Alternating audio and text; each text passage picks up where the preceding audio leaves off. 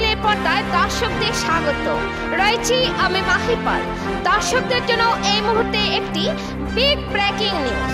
অপহরণের 5 দিন পর বন্দুকধারী অপহরণকারীদের হাত থেকে অপহৃত হওয়া অটো চালককে উদ্ধার করল কাছাড় পুলিশ। অসম মিজোরাম সীমান্তে অপহৃত ধলাই কুলিচড়ার অটো চালক যুবক উদ্ধার। শনিবার সকালে অপহরণ হওয়া অটো চালক আশরাফুল হককে উদ্ধার করতে সক্ষম হয় কাছাড় পুলিশ। হাইলাকান্দি থেকে সিপ্রিয়ান ডায়েসের রিপোর্ট।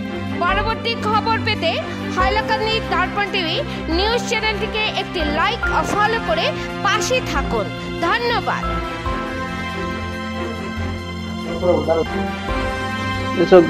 এটা 26 জানুৱাৰী তাৰিখে এটা কিডনেপিং ঘটনা হৈছে বুলি তেওঁলোকে যেতিয়া আমাক থানাত ৰিপৰ্ট কৰিছে, তাৰপাছত আমি গোটেই ঘটনাটোৰ জোৰ তদন্ত আৰম্ভ কৰোঁ। আৰু তদন্ত কালত যোৱা নিশা, গভীৰ নিশা মানে আজি পুৱতি নিশা আমি এই মানুহজনক আশৰাফুল হক লস্কৰ এই মানুহজনক আমি ৰিকভাৰ কৰিবলৈ সক্ষম হ'লোঁ। আৰু গোটেই বিষয়টো আমি এতিয়াও অনুসন্ধান কৰি আছোঁ। আৰু প্ৰাৰম্ভিক তদন্তত দেখা গৈছে যে অসম মিজোৰাম সীমান্তৱৰ্তী অঞ্চল পুলিচেৰা, তাত আমাৰ বৰ্ডাৰ আউটপোষ্টো আছে, সেই অঞ্চলৰ পৰাই সেই মানুহজন নাইকিয়া হৈছিলে।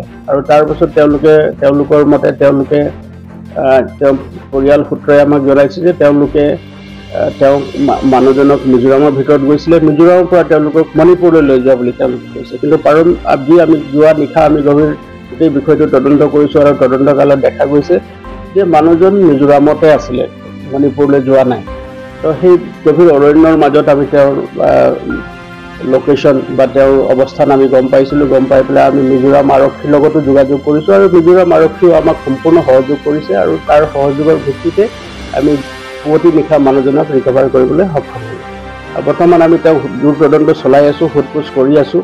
আৰু প্ৰাৰম্ভিক তদন্তত দেখা গৈছে যে এক ধৰণৰ নিচাযুক্ত সামগ্ৰীৰ সৈতে জড়িত এটা চক্ৰৰ সৈতে মানুহজন জড়িত আছে বুলি আমি প্ৰাৰম্ভিক তদন্ত গম পাইছোঁ। তো গোটেই বিষয়টো আমি অনুসন্ধান কৰি আছোঁ। আৰু যিসকল লোকে গোটেই বিষয়টোৰ লগত সম্পৰ্কিত হৈ আছে সকলোৰ বিৰুদ্ধে আমি আইনগত ব্যৱস্থা ল'বলৈ তৎপৰ হৈ আছোঁ। তেওঁলোকে যিকেইজন মানুহৰ বিৰুদ্ধে তেওঁলোকে এজাহাৰ দাখিল কৰিছে সেইকেইটা তেওঁলোকৰ পৰিয়ালৰ মানুহ।